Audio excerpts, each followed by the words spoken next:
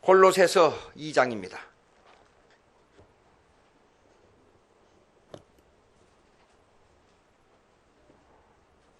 골로새서 2장.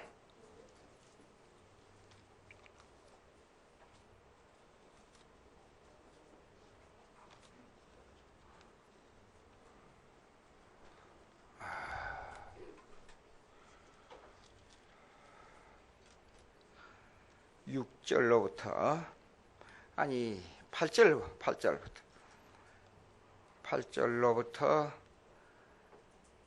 15절까지 11절까지입니다. 11절까지. 제가 8절 있습니다. 누가 철학과 헛된 속임수로 너희를 사로잡을까 주의하라. 이것은 사람의 전통과 세상의 초등학문을 따름이요 그리스도를 따름이 아니니라. 너희도 그 안에서 충만하여졌으니 그는 모든 통치자와 권세의 머리니라.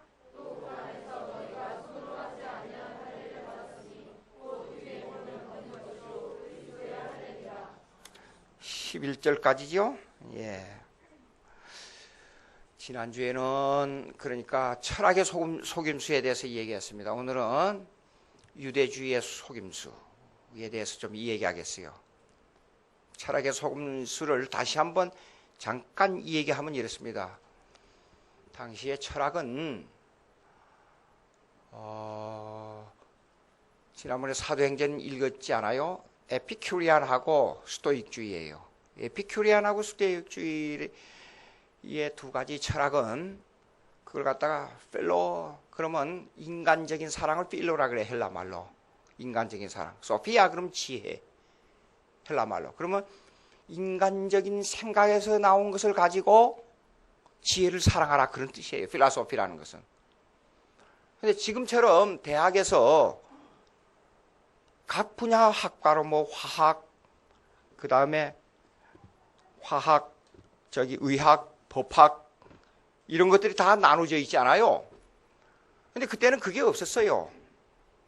광장, 지난번에 장터라 그랬지요. 근데 광장에서 모여서 이런 것들을 토의했어요. 그래서 거기서 학문을 배워가지고 그걸 생활에 적용하는 겁니다. 그 생활에 적용하는 철학이 두 가지가 있는데 사도행전에 나온 대로 에큐프리안 철학이고 스토아 철학이에요. 예. 에큐프리안 철학하고 스토아 철학이에요. 그러면 무슨 말이냐? 그러면 오늘날로 말하자면 이겁니다. 서울대학에 들어가서 법학을 공부하고 미국의 하버드 대학 가서 박사학위를 받아가지고 큰 법관이 돼가지고 앞으로 여기서 국회의원도 되고 대통령도 되는 그게 철학이에요. 그게 사는 그때 말로 말하자면 에큐프리안이나 스토아 철학을 말하자면 오늘날로 말하자면 그것이 철학이라 그 말이에요. 인간적인 지혜를 사랑하니까. 근데 그 철학 때문에 뭐냐 그러면 편안하게 살고 로마가 세계를 지배하고 있었으니까 즐겁게 살고 행복하게 사는 것에다가 중점을 두니까 하나님이 필요 없어진다 그 말이에요. 하나님이. 이거 아주 중요합니다. 예?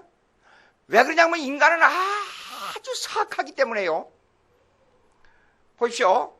매를 맞지 아니하면 인간이 자기를 몰라요. 절대 모릅니다. 쉽게 말해서 인생을 살면서 한번 얻어맞아야 죽을 고비를 넘겨봐야 인생이 무엇인가를 알아요. 젊은 사람들은 제 얘기하면 잘 모릅니다. 이거요. 예?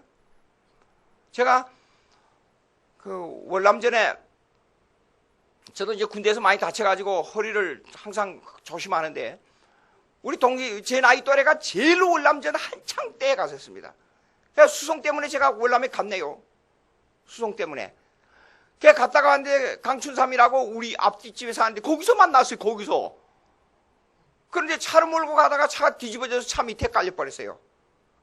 그래가지고 반이나 죽어가지고 갑자기 대구 통합병원으로 옮겼어요. 그 수술을 한 10몇 번 했어요. 그 숨만 붙어있고 위에만 살아있고 하체는 전혀 못 써요. 그렇게 됐어요. 근데 그렇게 축구선수에다가 하여간 이 정력이 대단한 사람이었어요. 그런데 그러고 나서 계속 전도. 그래서 원어병원에 가서 갈 때마다 전도 예수 얘기를 했어요. 그 예수 믿었어요. 그런데 62살로 죽었어요. 이게 속이 이게 썩으니까, 이 내장이 썩어가지고요. 그런데 마지막 신앙 고백이 뭔가 하니, 고맙다. 예수 전해줘서 고맙다.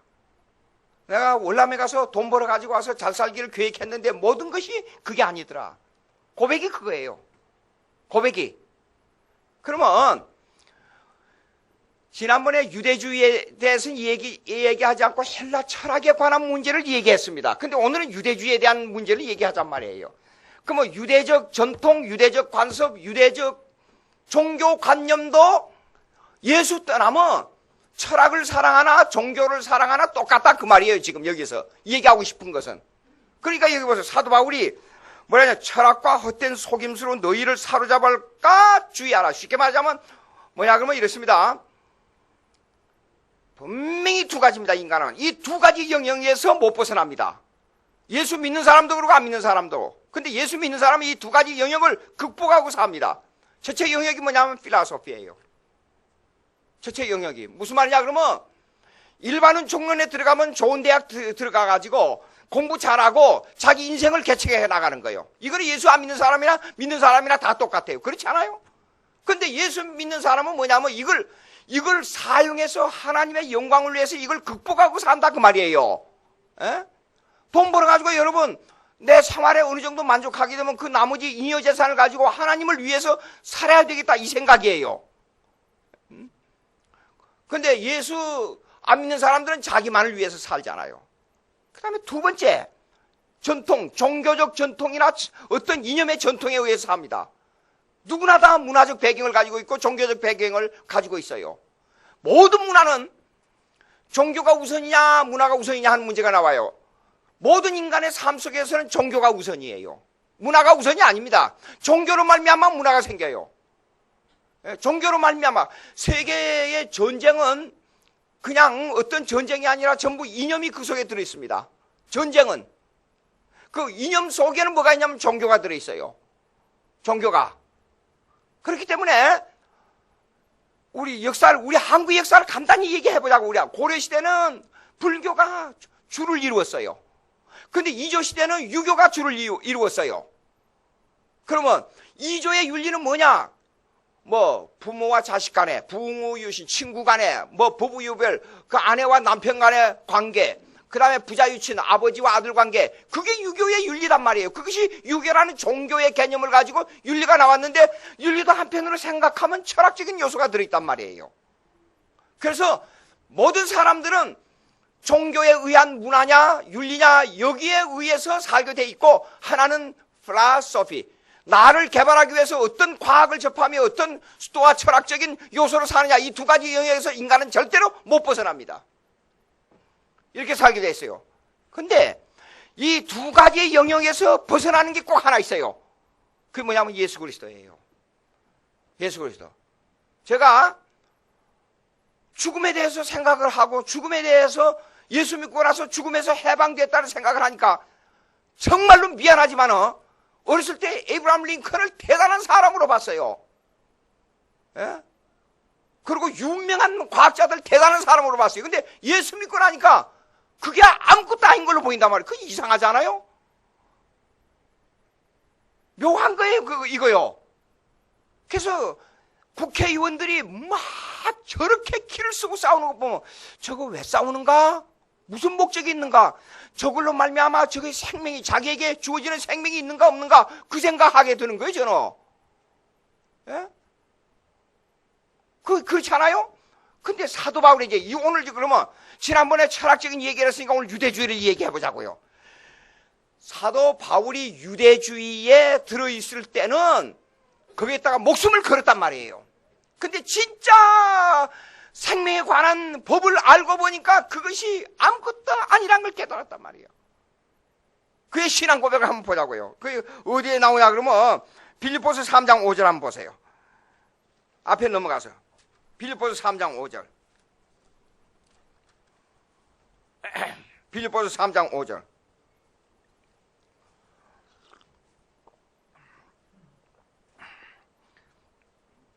제가 읽습니다. 5절.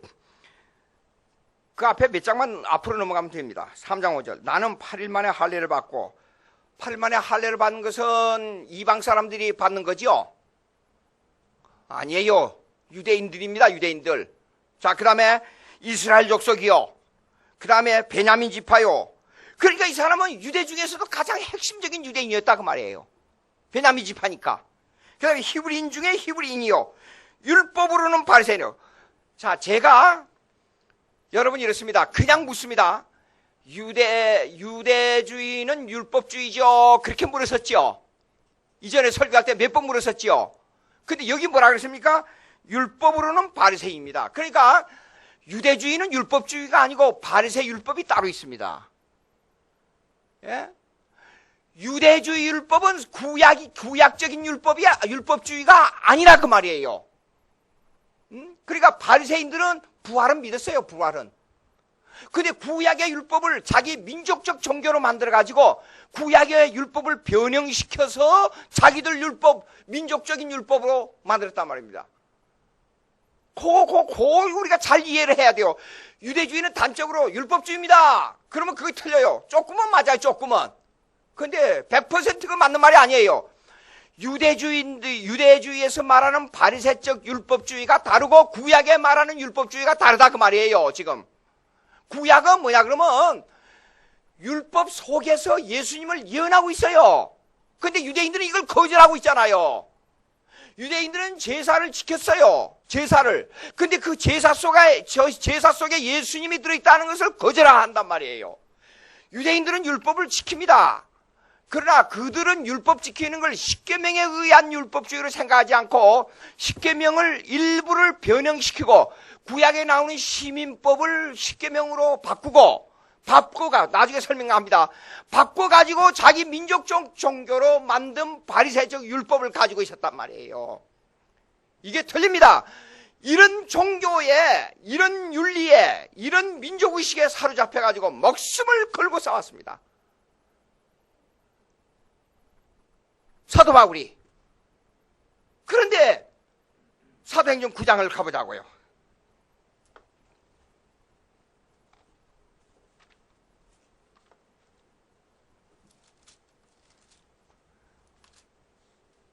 사도행전 9장을 가보자고요.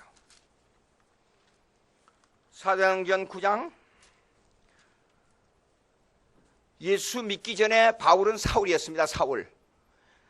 사울이 주의 제자들에게 대하여 여전히 위협과 살기가 등등하여 대제사장에 가서 위협과 살기가 등등해요. 예수 믿는 사람을 잡아 죽이기 위해서 아주 이 대단한 사람이에요.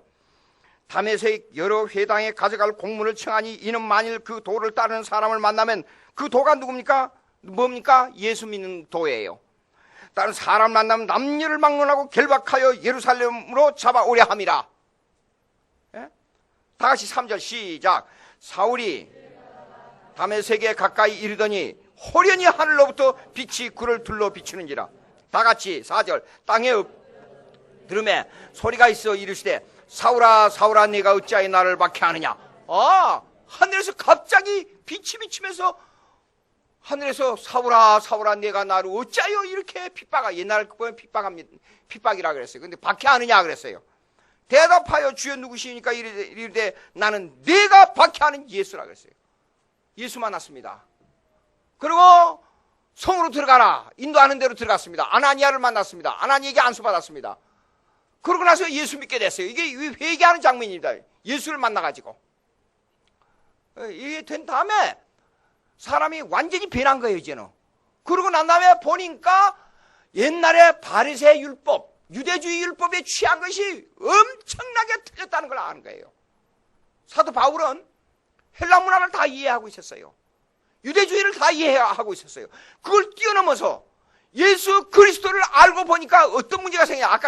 어떤 문제가 생겼냐. 다시 빌립보서 3장으로 넘어가 보십시다. 아까 유대주의 설명했으니까.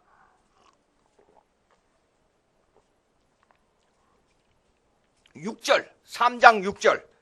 아까 다시 넘어왔습니다. 됐죠? 6절 있습니다. 열심으로는 교회를 박해하고 그랬어요. 열심으로는 교회를 박해하고. 율법의 의로는 흠이 없는 자라. 이거 분명히 율법의 의로는 요대로 얘기하면 안 돼요. 여러분 물어봅시다. 율법의 의로 흠이 없다는 말이 성경적으로 맞아요, 틀려요? 틀리죠? 분명히 틀립니다. 근데 왜 율법의 의로는 흠이 없다 그랬어요? 유대주의, 바리새적 율법으로는 흠이 없는 자라고 말이에요. 바리새적 율법으로. 요거 잘 해석해야 됩니다. 예? 바리새적 율법으로는 흠이 없는 자라. 유대주의 율법으로 흠이 없는 자라. 그러나 봅시다. 무엇인지 내게 유익하던 것을 내가 그리스도를 위하여 다 해로 여길 뿐더러. 옛날에는 그것이 최고인 줄 알고 엄청나게 충성을 했습니다. 유대주의에. 그런데 또한 모든 것을 해로 여기면 그것이 오히려 더 해가 된 거예요. 자기가 내 주 그리스도 예수를 아는 지식이 가장 고상하기 때문이라 내가 그를 위하여 모든 것을 잃어버리고 배설물로 여기면 그리스도를 얻고 그 안에서 발견될 함이니. 여기 배설물이 뭐예요? 헬라어를 찾아보면 재밌어요. 맞아요. 어떻게 알았어요 이거? 배웠어요? 아빠한테 배웠어요? 오줌, 맞아요. 똥 오줌을 말합니다. 이건 참 말해야 거북한데 소변 대변을 말하는 거예요. 그러니까 잡으세요. 헬라주의나 유대주의, 율법 그거 완전히 배설물로 여겼다고 말이에요. 제가 예수 믿고 나서 그렇게 존경하던 에브라임 링컨, 유명한 에디슨, 유명한 사람들에 대한 그 고상함엔 제가 베토벤이 장님으로서 어떻게 그렇게 음악을 만들었을까 신비적으로 생각했어요. 근데 예수 믿고 나서 그 사람들이 아무것도 아닌 걸로 보여요. 갑자기 변해버려요. 예? 왜 그렇게 돼요? 그거 참 이상해요. 왜 그런지. 사람 마음에, 그게 나도 몰라요.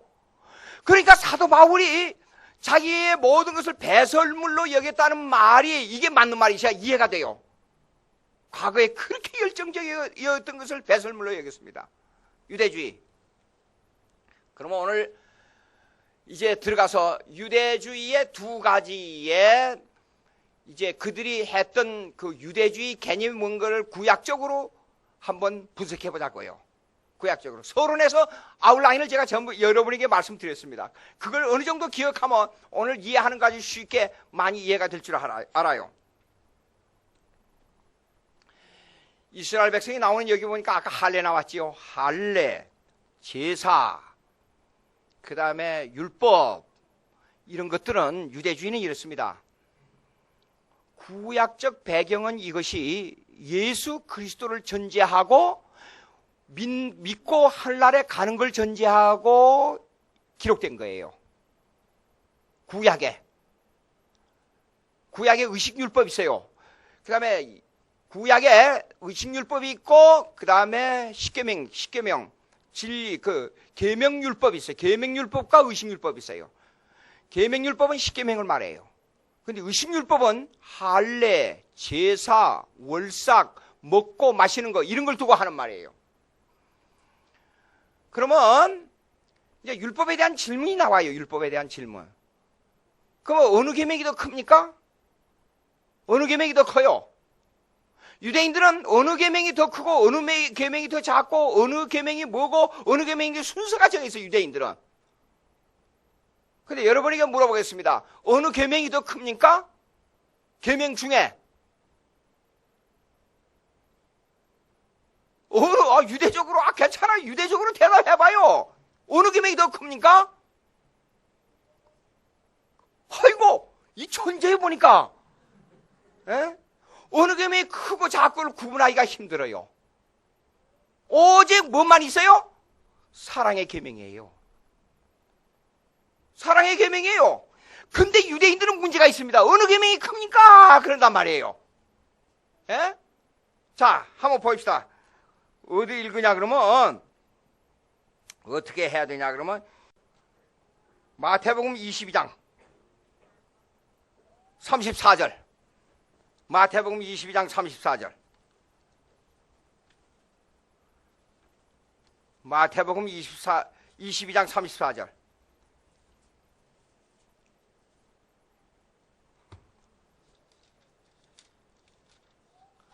마태복음 22장 34절 찾았지요?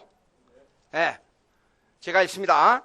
예수께서 사두개인들로 대답할 수 없게 하셨다 함을 바리새인들이 듣고 모였는데, 사두개인들이 가서 물었어요. 예수님에게 이런 질문 저런 질문을 하니까 사두개인들하고 예수님하고 논쟁이 벌어지는데 사두개인들이 대답을 할 수 없으니까 더 구약에 능숙한, 율법에 능숙한 바리새인들을 끌고 왔다 그 말이에요. 한마디로 모였는데 그 중에 한 율법사가 예수를 시험하여 묻대. 예수를 시험하여 묻대 하는 말은 계명에 대한 것을 물었단 말이에요. 근데 선생님 율법 중에서 어느 계명이 크니까 보십시오. 어느 계명이 큽니까 하고 물었단 말이에요. 요 계명에 대한 순서에 대해서는 다음에 또 계속 나옵니다. 계명의 해석법이 나옵니다. 그런데 예수님이 대답하는 걸 봅시다. 37절 다 같이 시작. 예수께서 이르시되 내 마음을 다하고 목숨을 다하고 뜻을 다하여 주 너희 하나님을 사랑하라 하셨으니 이것이 크고 첫째 되는 계명이요 둘째도 그와 같으니 내 이웃을 내 자신같이 사랑하라 하셨으니 이 두 계명이 온 율법과 선지자의 강령이라. 자세히 보십시오. 첫째가 하나님을 사랑하라 그랬죠. 둘째가 이웃을 사랑하라 그랬죠. 그러면 첫째 계명이 더 중요합니까? 가만히 보라고요. 여기에 둘째 계명이 훨씬 못된 계명이, 잘못된 계명이죠. 여러분 물어봅시다. 하나님을 사랑한다고 매일 기도하고 매일 와서 성경만 읽고 밥도 안 먹고 예수 기도하고 그러고 혼자 가서 아내한테 밥만 달라고 일도 안 하고 그러면 하나님이 제일 첫째 하나님을 사랑하니까 먼저 그것만 잘하면 되잖아요. 여러분들 고개를 흔들어 해보니까 그 둘째 계명 좋습니다. 그럼 둘째 계명 교회도 안 나가고 기도도 하지 않고 열심히 돈 벌어다가 집안 식구들만 잘 살리면 되지요? 아니지요? 이거요 잘 해석을 잘해야 됩니다. 이거요. 예수님이요. 근데 뭐라고 말씀했냐 보자고요. 내 마음을 다하고 목숨을 다해 뜻을 다해 너희 하나님을 사랑하. 이거 첫째 되는 계명이 그랬지요. 그 다음에 둘째도, 근데 문제가 뭐냐면 둘째도 그와 같으니 그랬어요. 잘 보세요. 첫째는 뭐냐면 인간이 하나님을 사랑하는 계명을 역사적으로 시간적으로 먼저 깨닫는 것이 첫째 맞습니다. 그러나 계명을 지키는 문제에서는 둘째도 똑같이 그렇게 해야 된다 그 말이에요. 예? 먼저 하나님을 사랑하는 건 순서적으로 맞습니다. 그러나 이를 행하는 데 있어서는 둘째 계명도 똑같이 그렇게 해야 된다 그 말이에요. 예? 보세요. 둘째도 그와 같으니 그랬어요. 그러니까 내 이웃을 내 자신과 같이 사랑하라. 그러면 사랑의 계명 하나만 끝나버려요. 우아래가 없는 겁니다. 사실상. 첫째, 둘째가 없는 겁니다. 사실상. 그러면 뭐냐? 그러면 나타난 면이 다른 거예요. 나타난 면이. 수직적 관계에서는 하나님 사랑이에요. 수직적 관계에서는. 그러나 수평적 관계에서는 성도의 사랑, 이웃 사랑이에요. 그런데 이웃 사랑을 보면 하나님 사랑하는 걸 알아요. 하나님을 어떻게 사랑하냐는 그 이웃 사랑을 보면 하나님 사랑합니다. 사랑합니다. 내가 열심히 기도합니다. 하나님 사랑합니다. 그것만 다 하면 하나님 사랑이 아니에요. 하나님 사랑은 어디서 보면 아느냐? 이웃 사랑을 보면 알아요. 이웃 사랑을. 그 사랑이 어디서부터 시작되느냐? 어디서부터 시작돼요? 안방에서부터 시작돼요. 나중에 나와요, 그거요. 안방에서부터 시작돼요. 그냥 두 번째 건너방에 부모와 자식 간의 건너방에서부터 시작돼요. 그 다음에 집 밖에 나가서 직장에서부터 시작돼요. 직장에서부터. 그 사랑이. 그걸 보면 이 사람이 하나님을 사랑한 줄 안다 그 말이요. 예? 구체적인 얘기를 다음에 하기라고요. 그러면 사실상 여러분 보세요. 첫째는 이렇게 하니까 이것부터 먼저 많이 하고 그 다음에 나머지 시간 있으면 이렇게 한다. 그게 아니에요. 그러니까 유대인들이 지금 뭐예요? 첫째 되는 계명과 두 번째 되는 계명을 잘못 알고 있는 거예요. 예? 성경은 그렇게 가르치지 않고 있단 말이에요. 첫째, 둘째, 먼저 순서적으로는 첫째, 둘째, 논리적으로는 맞아요. 그러나 실제 행하는 데는 첫째 계명이나 둘째 계명이나 똑같이 집행해야 됩니다. 유대인들이 이걸 몰랐어요. 그럼 보자고요. 그런데 율법을 두 가지입니다. 다시 유대인들이 행하는 것을 율법을 어떻게 지키느냐 하는 문제예요. 어떻게 지키느냐 하는 문제. 율법을. 그러니까 두 번째가 유대인들이 의식을 어떻게 지키느냐 하는 문제예요. 의식을. 근데 우선 개괄적으로 말씀드리겠습니다. 율법을 잘 지킴으로 유대인들은 자기 민족의 하나님의 백성으로서 특권을 얻었기 때문에 로마를 쳐부수고 세계를 지배하는 나라가 다윗 왕국의 건설이 온다. 이렇게 생각한 거예요. 두 번째, 우리는 하나님에게 제사를 드림으로 말미암아 할례를 받음으로 말미암아 하나님의 백성이라는 것을 제사를 통해서 확증을 얻는다 이게요. 그러니까 이걸 잘함으로 말미암아 세계에서 우뚝 가는 민족이 돼서 제2의 다윗 왕국의 건설이 올 것이다. 이렇게 믿는 거예요. 유대인들이. 이런 종교가 잘못됐습니다. 자, 보자고요. 그러면 여기에서 어디를 또 찾아보냐 그러면 마가복음 10장 한번 보세요. 마가복음 10장. 마가복음 10장.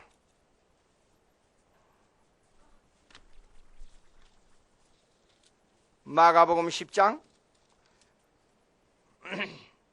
17절.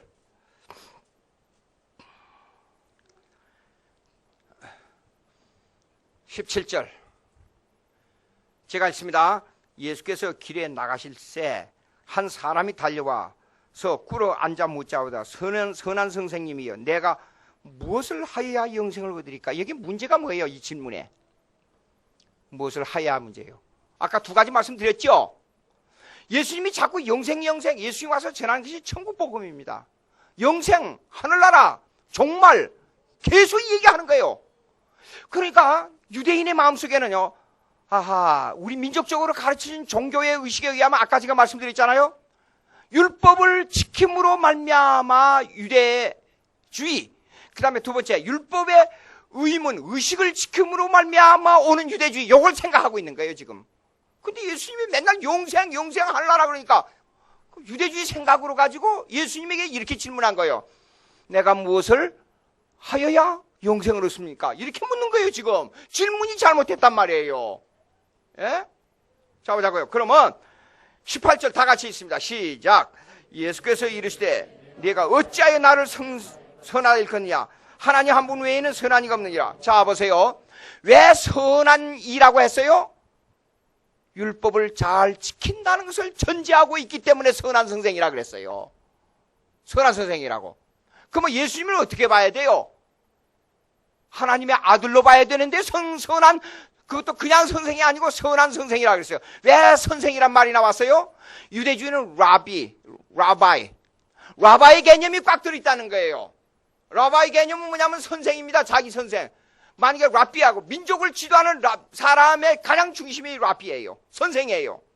랍비가 지금 강물에 빠져서 떠내려가고 자기 아버지가 강물에 빠져서 떠내려갑니다. 누구를 먼저 건지라고 가르칩니까? 유대주의는 아버지보다도 랍비를 먼저 건지라고 가르칩니다. 유대주의는. 그거는 뭐냐면 자기 민족을 구하는 가장 중심체가 랍비이기 때문에, 선생이기 때문에 그래요. 얼마나 민족이 이스라엘 민족이라는 관념 때문에 반드시 우리는 다윗 왕국을 건설해서 세계를 지배할 때가 온다는 생각이 얼마나 깊이 들어있는가를 이걸 보면 알 수가 있어요. 예? 그래서 계명, 자기들이 정한 계명 율법을 잘 지키고 자기 하나님 앞에 제사를 드려 할례 받고 제사 드리는 거 잘 지키면 된다 생각이 엄청나게 머릿속에 박혀 있는 거예요. 이렇게 무섭게 교육을 받았단 말이에요. 이 생각이 이 속에 들어있단 말이에요.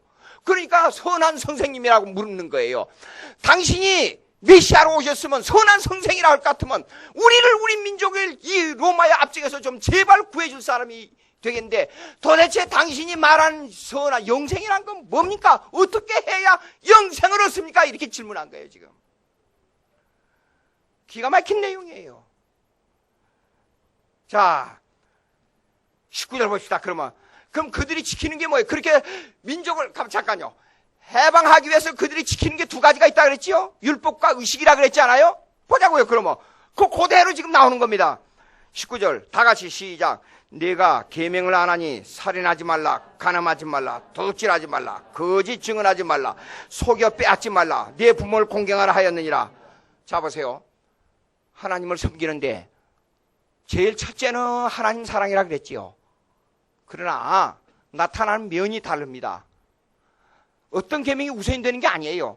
그러나 우리가 현재 생활 속에서 이 사람의 신앙의 상태를 알려면은 내 이웃에 행하는 걸 보면 하나님을 알 수가 있어요. 그러니까 예수님이 그것을 우선 나타난 면이 우선이기 때문에 제 둘째 되는 사랑의 계명인 부모를 공경하라, 살인하지 말라, 도둑질하지 말라, 내 이웃을 해하라, 거짓 증거하지 말라. 요거 딱 갖다 들이댄 거예요. 이거 다 지켰느냐 그랬어요. 그러면 여러분 묻겠습니다. 하나님 앞에 죄인된 몸으로서는 어떻게 대답해야 돼요? 나는 다 못 지켰습니다.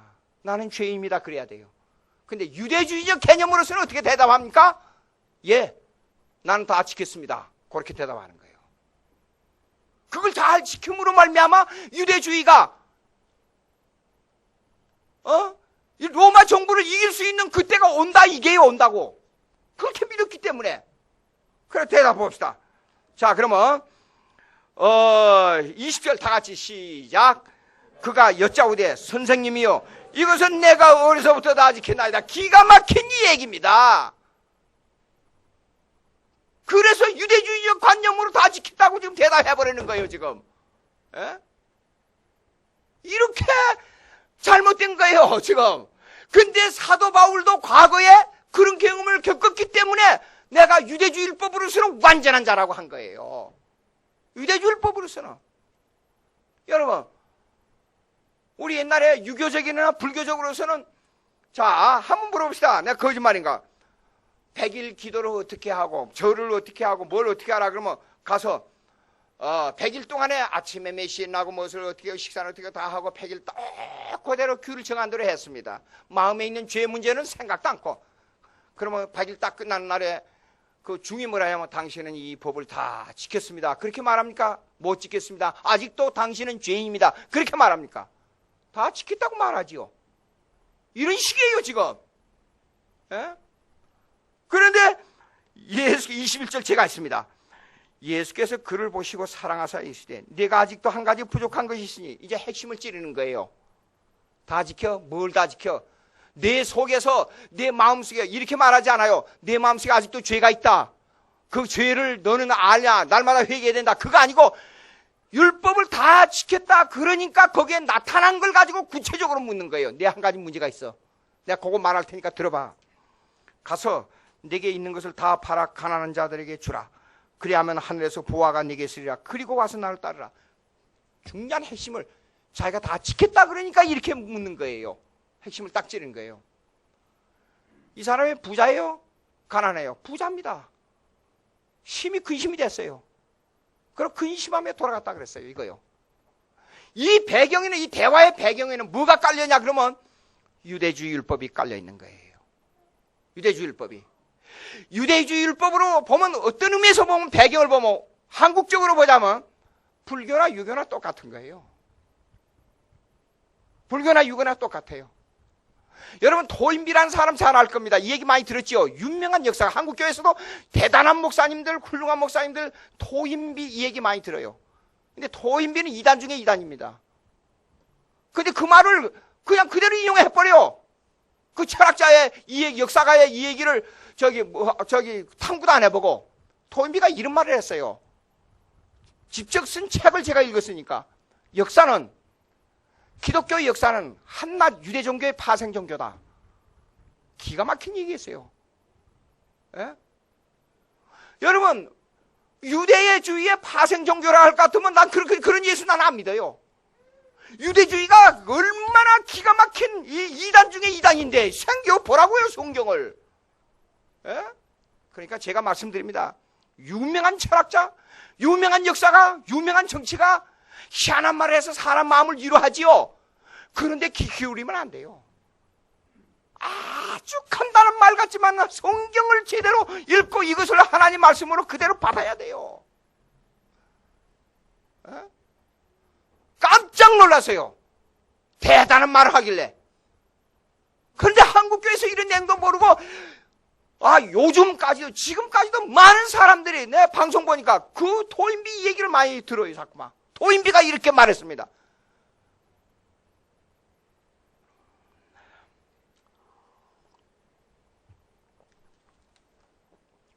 자, 성경으로 돌아가 봅시다. 이제 율법과 율법에 대한 해석과 이제 차츰차츰 나옵니다. 율법에 대한 해석과 의식에 대한 해석을 구체적으로 어떻게 해야 되는가 하는 것이 차츰차츰 나오는데, 그러면 성경에 구약에서 나타난 유대주의 율법도 아니고 필라소피 헬라주의 철학도 아닌데 성경은 뭘 말하고 있나, 생명에 관한 문제를 어떻게 얘기하고 있는가, 이걸 우리가 구체적으로 캐치해야 된단 말이에요. 구약에서부터 처음부터 구약은 예수님 중심으로 성경이 기록되어 있습니다. 또 하나, 창세부터 종말까지 하나님의 주권 사상을 가지고 성경을 기록하고 있습니다. 또 하나, 역사 중심으로 성경을 기록하고 있습니다. 여러 가지 내용이면 또 하나 더, 이 얘기 또 하나 더 하려면 성전 중심으로 성경을 기록하고 있습니다. 제목들이 많아요. 그러나 여기에 이 골로새서에 해당되는 것만 가지고 제가 몇 가지 말씀드리자면, 예수 중심으로 성경이 기록되어 있다. 무슨 말이냐? 오늘 이것만 조금 다뤄보겠습니다.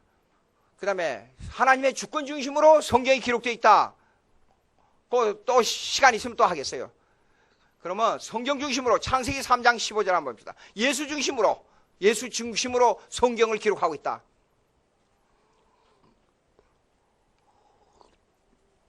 창세기 3장 15절입니다. 읽어보세요. 어떤 분이. 한 분이 읽어보세요. 똑똑하게. 목소리가 똑똑한 분.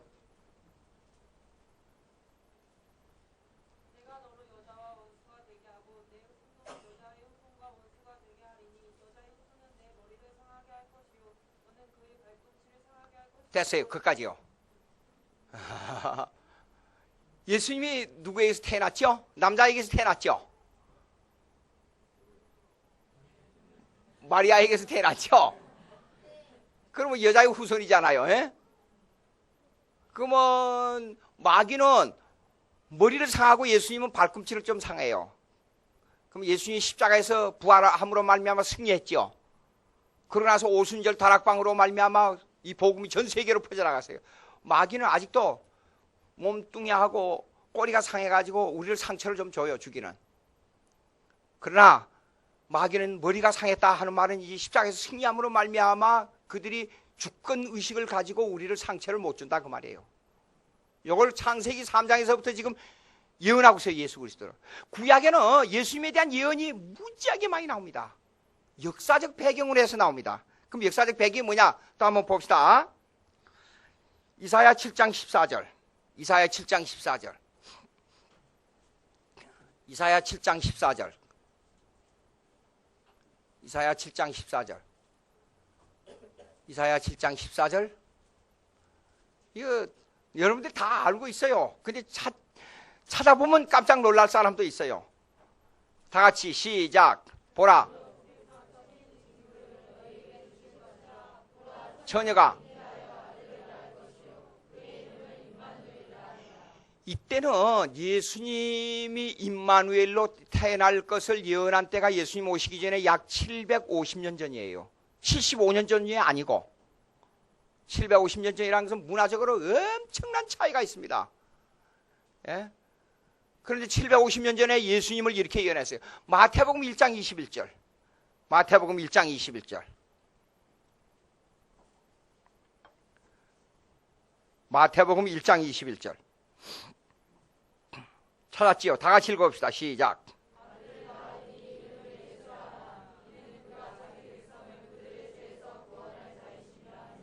자기 백성을 그랬어요. 그 이름을 임마누엘이라 하라 그러고. 임마누엘 그럼 엘 그러면 하나님이에요. 임마 그럼 누 그러면 함께 한다 그 말이에요. 그래서 하나님과 함께 하신 자라 그 말이에요. 그래서 임마누엘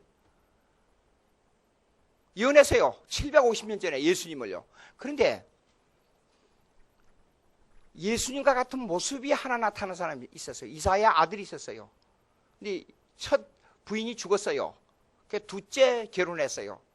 근데 아기를 낳기 전에 정혼했어요. 그래서 유대인들은 그것도 그 정혼한 방법도 우리하고 달라요. 그러니까 언젠가 말씀드렸잖아요. 성경 번역이 약혼한 자를 데려왔단 말이야. 그게 번역으로 틀려요. 횟수로 3년 걸려요. 유대인들은 결혼하려고 그러면.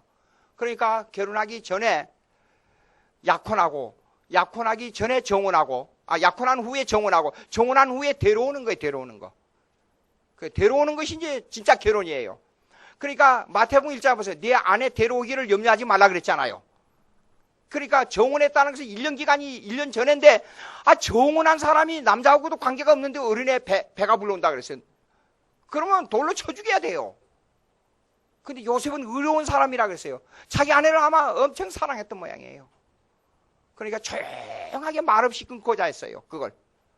유대인의 법에 의하면 문제가 생기니까.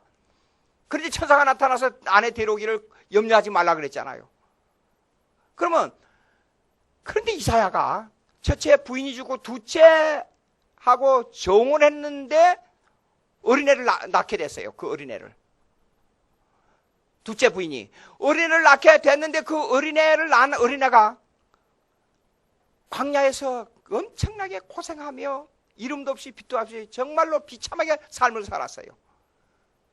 그래서 그 역사 속에서 미리 처녀가 잉태하여 아들을 낳을 것이니 그 이름을 임마누엘이라 하는 것은 그 둘째 부인한테서 나와서 어린애를 낳을 것을 벌써 알고 그걸 역사 속에서 이루면서 예수님을 예언한 거예요. 무슨 말이냐 그러면 봅시다. 기독교는 점쟁이 예언이 아니에요. 다니엘서에 일어난 사건을 보라고요. 다니엘서. 그렇죠? 다니엘서에 일어난 사건을 보게 되면 금상이 나오잖아요. 금, 동버, 발까지, 흙까지. 그런 사건을 역사적으로 보면 앞으로 일어날 사건들이 로마가 멸망하는 사건까지 똑같아요. 역사적인 흐름이. 그러면 성경은 이렇습니다. 역사를 예언하면서 종말을 예언한다 그 말이에요. 또 하나 말씀드리겠어요. 마태복음 24장, 25장 쫙 읽어보라고요. 그냥 그 전체적인 내용이니까 들어봐요. 예루살렘 멸망을 예언했습니다. 예루살렘의 멸망을 올라가서 감람산에 올라가서 예수님이요 한없이 우시면서 예루살렘아 예루살렘아 내가 너희를 안팎이 자기 새끼를 품으려고 한 것이 몇 번이었더라. 선지자를 돌로 치고 죽이는 자들이요. 예루살렘 멸망을 예언했습니다. 그런데 그때 하늘이 그 다음에 갑자기 어두워지며 그 다음에 위에 있는 다락방에 옷을 가지러 가지 말며 들에 있는 사람이 집에 들어가지도 말며 예언들이 나오잖아요. 근데 그거는 그 부분까지만 딱 떼면 예루살렘의 멸망이 똑같아요.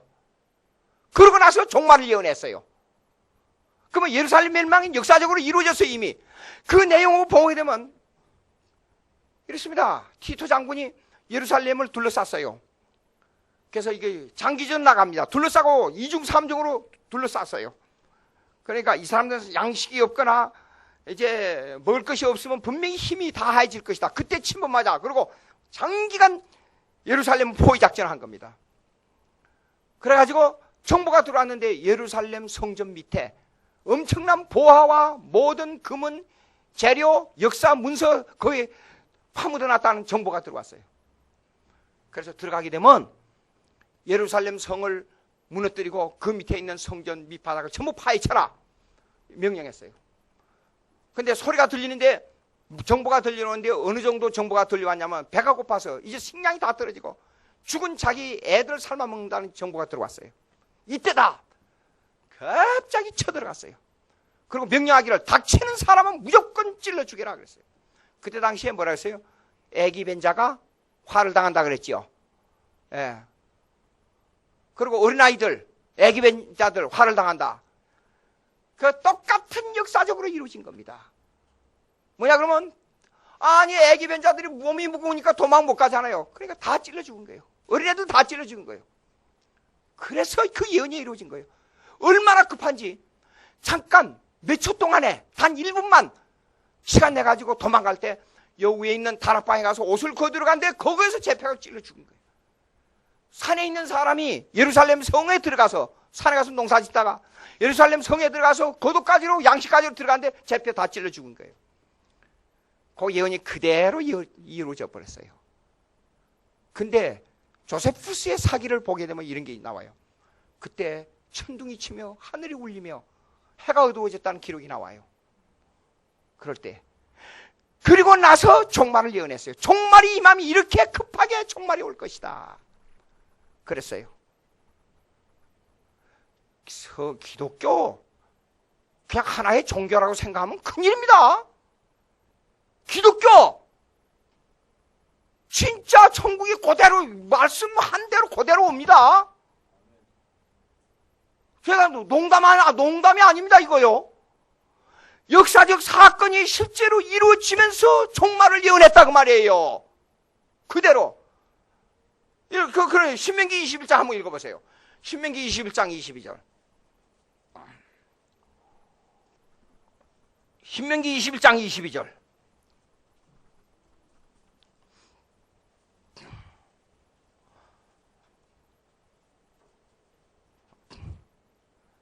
다 같이 시작.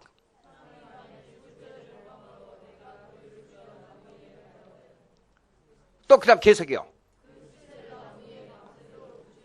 그 다음에요.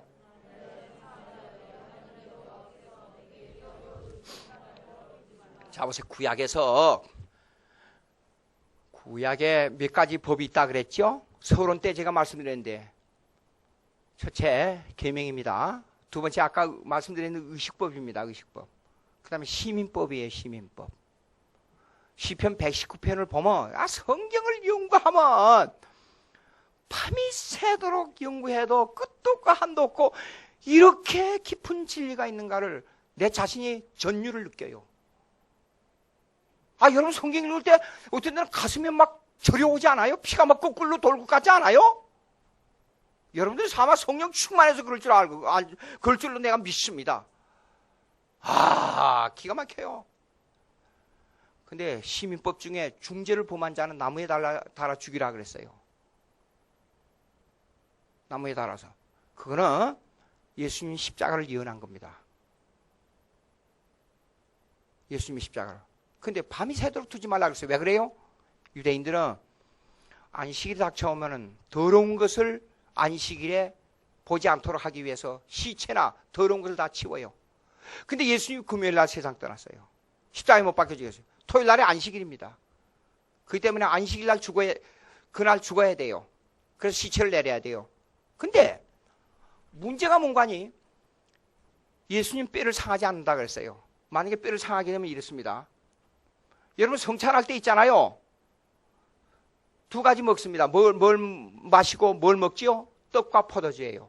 만약에 뼈를 상하면 그 뼈도 상징으로 뭘 먹어야 돼 우리가. 근데 떡과 포도주만 먹어요. 왜냐하면 살과 피만 먹어요. 예수님 말씀했어요. 내 살을 먹고 내 피를 마시지 않는 자는 나와 상관이 없다 그랬어요. 요한복음 5장, 6장, 7장 쭉 성전 얘기하면서 쫙 읽어봐요. 나옵니다. 상관이 없다 그랬어요. 만약에 뼈를 상했으면 우리도 뼈의 상징으로 뭔가 하얀 것을 만들어서 먹어야 될 거예요. 근데 구약에서부터 뼈를 상하지 않겠다. 시편 읽어봐요. 내 거짓말이니까. 시간이 없어서 못 찾아요. 근데 아리마대 요셉이라는 사람이 있었어요. 아리마대 요셉이라는 사람이 사형 집행이 되니까 성경에 부자의 묘실에 그가 장사 지낼 거라 그랬죠. 성경에. 구약에. 근데 미리 가서 빌라도 법정에 가서 시체를 달라 그랬어요. 예수님이. 아니 죽었는지 안 죽었는지 어떻게 알아? 모르죠. 만약에 죽지 않으면 안식일에 토요일 날이 지나기 전이니까 뼈를 깨가지고 피를 빼야 됩니다. 무릎을 깨고 십자가에 달린 예수님. 그런데 좋다 가보자. 그러니까 시체를 달라 그랬어요. 그 왜 그런 줄 알아요? 구약을 읽어보니까 뼈를 상하지 않겠다는 게 나오니까. 이미 죽었을 거란 말이에요. 보나마나. 근데 예수님은 죽을 수밖에 없었어요. 너무 고생을 했고 너무 몸이 쇠약해져 있고 밤이 새도록 먹지 못하고 그 고통당하면서 기도했고 몸이 약해졌어요. 가보자. 가서 옆구리를 찔러봤어요. 그러니까 물과 피가 쏟아졌다 그랬어요. 내가 의사한테 물어봤더니 제 가족 중에 의사가 있어요.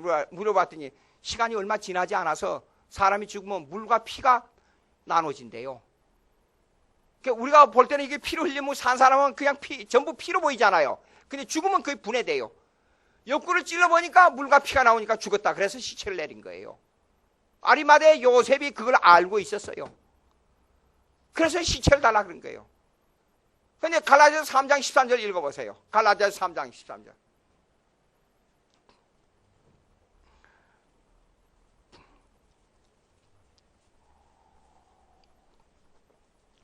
갈라디아서 3장 13절. 다 같이 시작.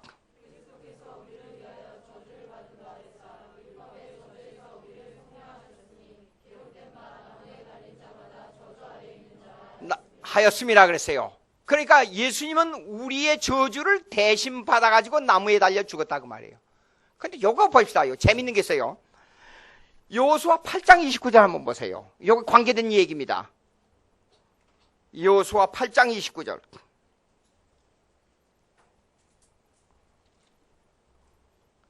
여호수아 8장 29절. 여호수아 8장 29절.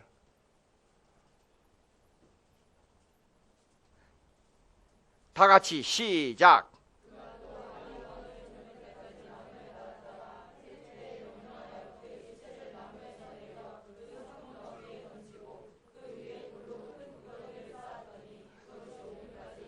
구약에서요, 중범죄를 사형을 처할 때에 이런 형식으로 처했습니다. 이런 형식으로. 그러면 이것이 뭘 예언하느냐? 그들이 역사적으로 실제로 행했어요. 뭘 예언하느냐? 예수님의 모습을 그대로 예언한 겁니다, 지금. 다른 종교에서는 이런 일이 있을 수가 없어요. 불가능합니다. 예? 그런데, 자, 보여요. 요걸 요렇게, 이게 너무 많아서요. 이거 어떻게 해야 할지 모르겠네. 이사야 53장 9절 한번 보세요. 이사야 53장 9절. 이사야 53장 9절. 이사야 53장 9절.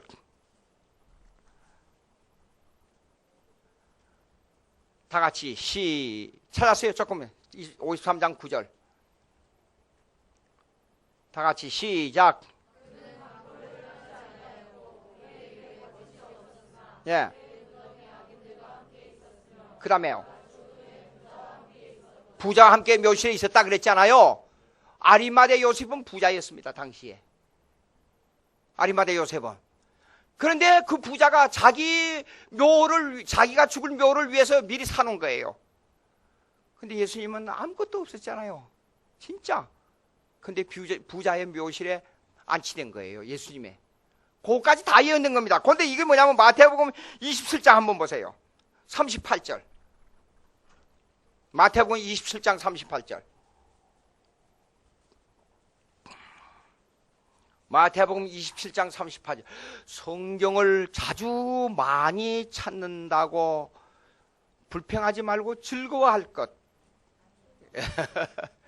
자, 38절 다 같이 시작.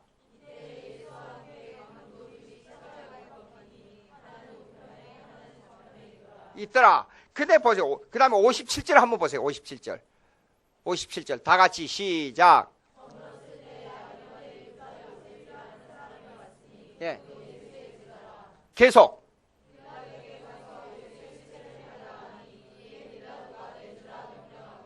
예. 근데 계속.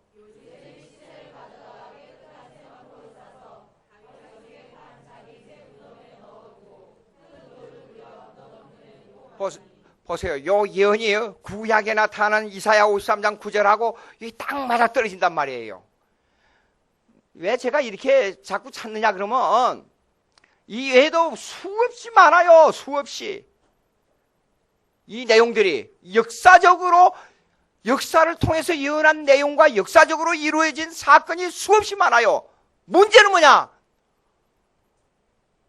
철학과 유대주의가 아무것도 아니라 그 말이에요. 한마디로 말해서 지금 여러분 예수 믿습니까? 하늘나라에 하늘나라에 갈 수 있는 믿음이 있느냐? 지금 이것을 이거 아주 간단한 내용인데 이걸 증명하기 위해서 지금 그러는 거예요. 이런 거예요.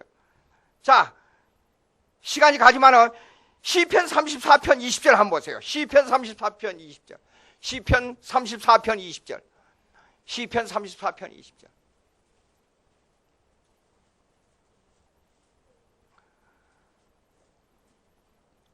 다 같이 시작.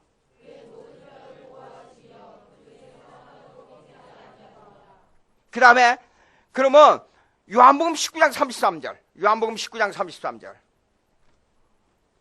요한복음 19장 33절.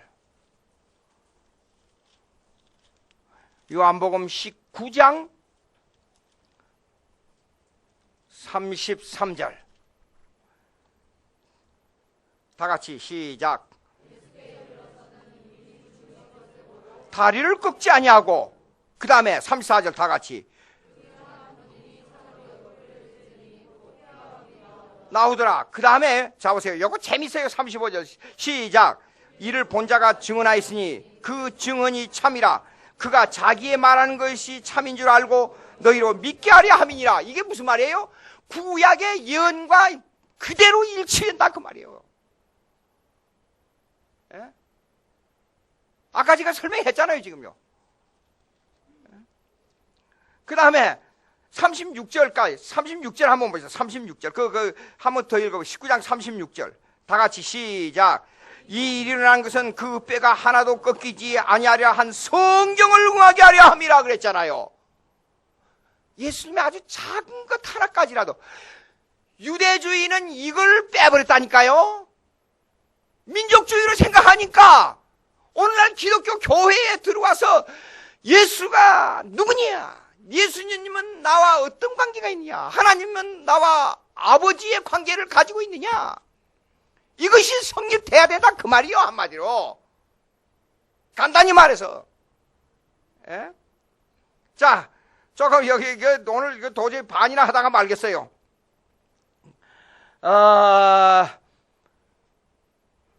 출애굽기 12장 46절. 출애굽기 12장 46절. 출애굽기 12장 46절. 출애굽기 12장 46절. 출애굽기 12장 46절.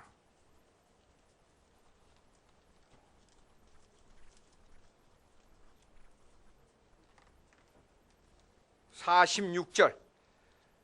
다 같이 시작. 집에서 먹되 그 고기를 조금도 집 밖으로 내지 말고 뼈도 꺾지 말지며. 아!